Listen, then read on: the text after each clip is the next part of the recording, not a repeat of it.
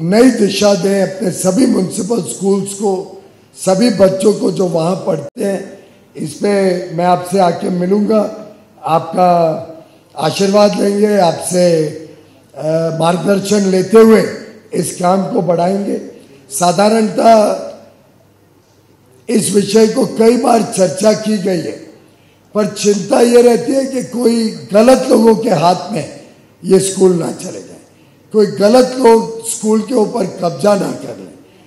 और मुझे विश्वास है कि आपका आशीर्वाद रहेगा, सभी लोग साथ में जुट के इस काम को करेंगे तो हमारा तो उद्देश्य है कि उन बच्चों को अच्छी शिक्षा मिले, वहाँ व्यवस्थाएं अच्छी हो, ईमानदार व्यवस्थाएं वहाँ चले। उसको करने के लिए अगर हम सब मिलके काम करते हैं तो हमें कोई उसकी वास्तु में इंटरेस्ट नहीं है, स्कूल में इंटरेस्ट नहीं है। स्कूल के कामकाज स्कूल वाले करें, कॉरपोरेशन संभाले, हम सिर्फ उसमें अपनी आहुति दें और उसको अच्छे तरीके से चलाने में उनकी मदद करें। अगर उस भावना से हम इस काम को आगे बढ़ाते हैं तो मुझे लगता है कोई कठिनाई नहीं होगी, अवश्य इसको हम आगे बढ़ा सकते हैं। मित्रों,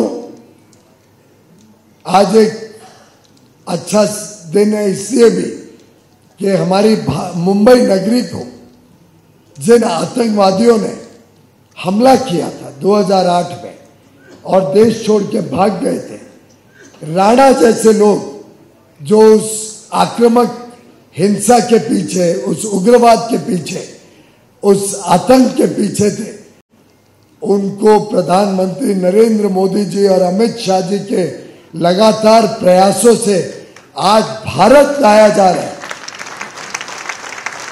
और उनके ऊपर भारत की धरती में भारत के नियम कायदे कानूनों से उनके ऊपर सख्त से सख्त कार्रवाई होगी और उनको कटघरे में खड़ा किया जाए। अहिंसा के साथ साथ जो हिंसा करते हैं उनको दंडित करना ये भी उतना ही आवश्यक है, नहीं तो विदेशी ताकतें, आतंकवादी और ज्यादा मजबूत होते हैं। इसी प्रकार से प्रधानमंत्री मोदी जी और अमित शाह जी ने जो बीड़ा उठाया था देश से नक्सलवाद को समाप्त करना, आखिर नक्सल ताकतें देश में बहुत हिंसा फैला रही थी। हमारे गरीब भाई बहन, हमारे खास तौर पे आदिवासी वनवासी क्षेत्र में रहने वाले लोग वर्षों वर्षों से विकास से वंचित थे। जो उनके ऊपर सख्त कार्रवाई की गई उससे आज 160 जिलों से घटते घटते घटते मात्र 12 जिलों में आज नक्सल कार्रवाई चल रही है और 31 मार्च 2026 तक पूर्णतः नक्सल ताकतों को ध्वस्त कर दिया जाएगा।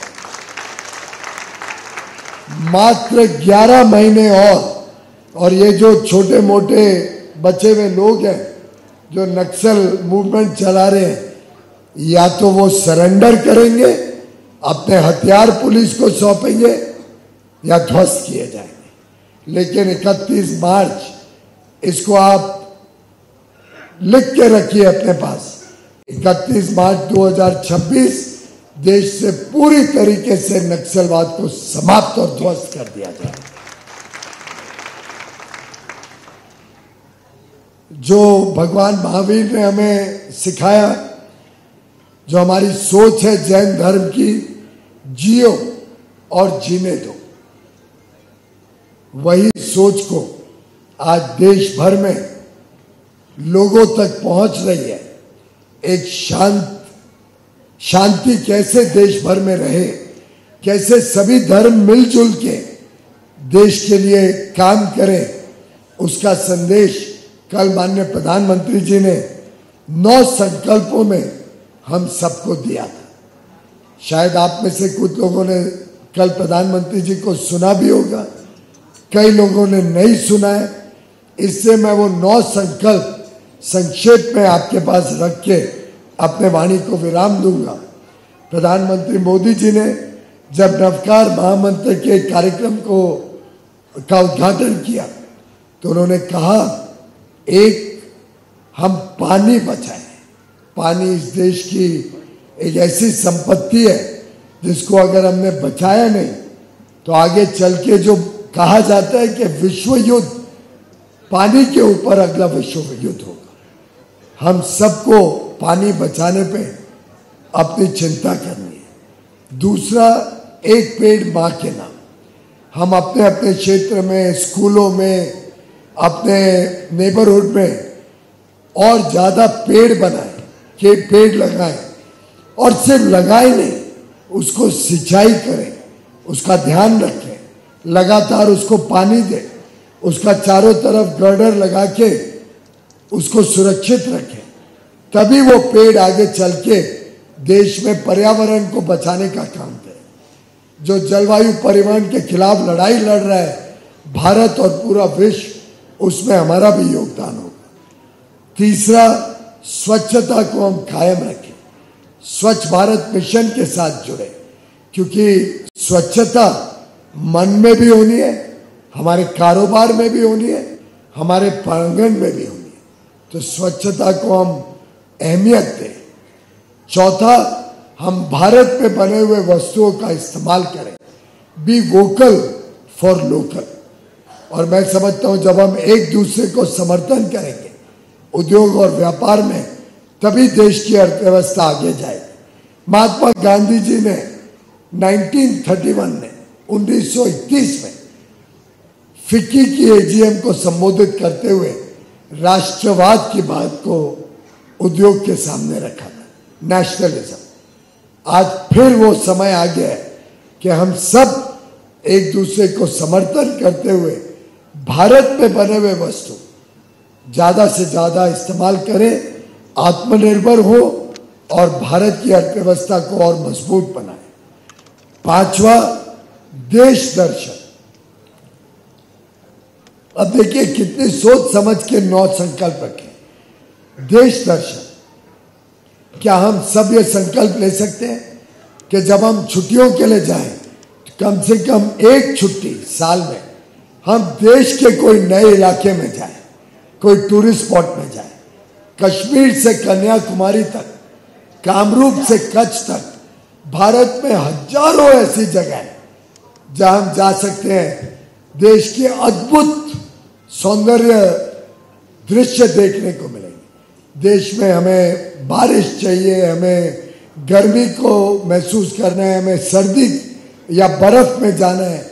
देश में अलग अलग हिस्सों में अलग अलग चीजें मिलेंगी। अयोध्या में जाके राम मंदिर में राम लला के दर्शन करने हो, या बनारस में जाके घाटों में आप आरती करना चाहें, गंगा आरती करना चाहें, या जो काशी विश्वनाथ के मंदिर को एक भव्य स्वरूप दिया है, उज्जैन में जाके हम महाकाल के दर्शन कर सकते हैं। ढेर सारे हमारे पास जाने की जगह है। रामेश्वरम जा सकते हैं, कन्याकुमारी जा सकते हैं, पद्मनाभ आचार्य के मंदिर में जा सकते हैं, गिरनार हो या मौड़ी हो, इतने सारे हमारे जैन तीर्थ स्थान है। हम देश में जरूर टूरिज्म को बढ़ावा दें। छठा, नेचुरल फार्मिंग। जो कृषि के क्षेत्र में और जो लोग कृषि के साथ जुड़े हुए हैं, अगर हम नेचुरल फार्मिंग, ऑर्गेनिक फार्मिंग की तरफ जाते हैं तो कितना ज्यादा आगे चल के देश के लिए लाभ हो सकता है। सातवां, हेल्दी लाइफस्टाइल। और इसके पहले मोदी जी ओबेसिटी के ऊपर भी बोल चुके हैं। ये जो मोटापा देश को नुकसान पहुंचा रहा है, अगर हम सब वेलनेस की तरफ जाते हैं तो अवश्य देश और तंदुरुस्त होगा। आगे चल के देश की अर्थव्यवस्था भी तंदुरुस्त होगी और देश में सभी के लिए एक अच्छा जीवन बनेगा। योगा और स्पोर्ट्स। योग तो हमारे ताकत है, आज पूरा विश्व उसको अपना रहा है और खेल कूद के मैदान में भारत का वर्चस्व बढ़ते जा रहा है। हमने बच्चों को योग और खेल कूद के मैदान में और ज्यादा रुचि लेने के लिए प्रोत्साहित करना है। और आखिरी, गरीबों की सहायता करना। मैं समझता हूं ये 9 संकल्प लेके अगर हम सब आगे बढ़ते हैं, 140 करोड़ देशवासी इन 9 संकल्प को नवकार मंत्र की तरह अपनाते हैं, तो दुनिया की कोई ताकत भारत को समृद्ध और विकसित बनाने से रोक नहीं पाएगी। आध्यात्मिक ताकत के साथ साथ हम एक आर्थिक विषय में भी एक विश्व ताकत बन के उभरेंगे। यही हम सबको संदेश है, यही हमारे सभी साधु संतों का आशीर्वाद है। उनके आशीर्वाद से, आप सबके समर्थन से और प्रधानमंत्री नरेंद्र मोदी जी के निर्णायक नेतृत्व से, ईमानदार नेतृत्व से देश के उज्जवल भविष्य की कामना और प्रभु महावीर स्वामी भगवान महावीर जी से प्रार्थना करता हूं कि हम सबके हमारे परिवारों पर सदैव उनका आशीर्वाद और आप सबके जीवन में खुशहाली रहे। इसी के साथ अपनी वाणी को विराम देता हूं। जय जिनेन्द्र।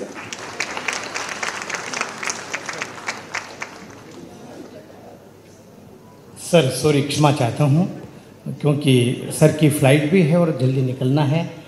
आपके इस बहुत बहुमूल्य समय के लिए पूरे भारत जन महामंडल की ओर से मैं आभार व्यक्त करता हूँ। और अब मैं ऐसे माँ भारती के लाल को आमंत्रित कर रहा हूँ जिन्हें महाराष्ट्र के सर्वोच्च संवैधानिक पद पर आसीन होकर माँ भारती के लाल को मस्तक ऊंचा किया है। ऐसे लाल आदरणीय महामहिम राज्यपाल सीपी राधाकृष्ण जी से मेरा बहुत विनम्रतापूर्वक निवेदन है, कृपया आप इस सभा को अपने मंगल उद्बोधन से प्रेरित करें। सीपी राधाकृष्ण जी महामहिम राज्यपाल।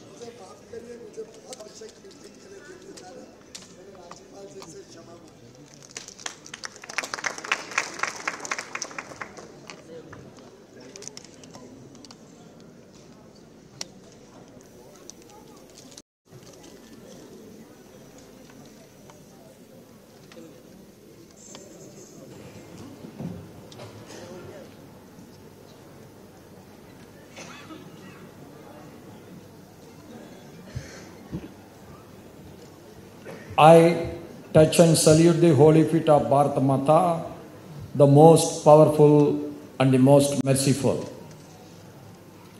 आज इथे उपस्थित सर्वांना माझा नमस्कार.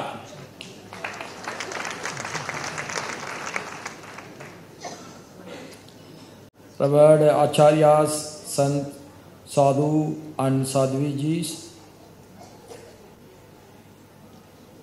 and Sri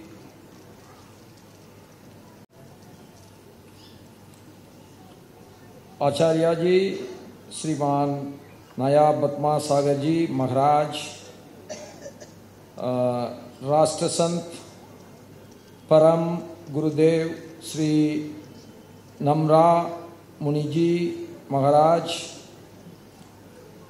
Param Sadhvi ji Maha Sadi ji, Param Sri Vatla ji, Maha Sadi ji, and respected my good friend, Honorable Union Minister of Commerce and Industry in Government of India, Sri Piyush Goyal ji, and Honorable Minister of Skill Development, Government of Maharashtra, Sriman Mangal Prabhat Logar ji, our young Speaker of Vidhan Sabha of Maharashtra, Sriman Rahul Narekar ji, Sri Vijay Dara ji, former MP and the Chairman of Lokmat Media Group, and Sriman Milan Dora ji, Member of Parliament, and our Sriman C.C. Dangi ji, National President Bharat Jain Mahamandal. I am sure our Dangi ji is not going to start a new party. After hearing his long welcome speech, I thought he is going to become a politician. Mahavir has not created you for to become a politician, but I am sure one day you will take the sannyas. and all the former presidents of Bharat Jain Mahamandal, भाई बहनों सबको नमस्कार, जय जिनेन्द्र जी. And when I was taking the blessings of our sadhus and sadhvis, our Param Samadhi ji, Magasadi ji has blessed me in Tamil. She told me she took the sannyas on the day when Mahavir ji took the sannyas 2500 years before. So how the things are preserved by these sadhus and sannyasis throughout centuries, that's why our culture is preserved today. She gave me everything in Tamil. She was in Chennai for he spent her younger days only in Chennai, and she has given me everything in Tamil, writing about Tamil. When our Acharya ji has said about the Jainism in Tamil Nadu, it may be a surprise for you if you go into the real history, which is not getting reflected in our history books. 2/3 of every Tamil was following Mahavir's preachings once upon a time. It will be very hard to believe, but that is the truth and that is the history. There are 5 great epics in Tamil. 2 are written by the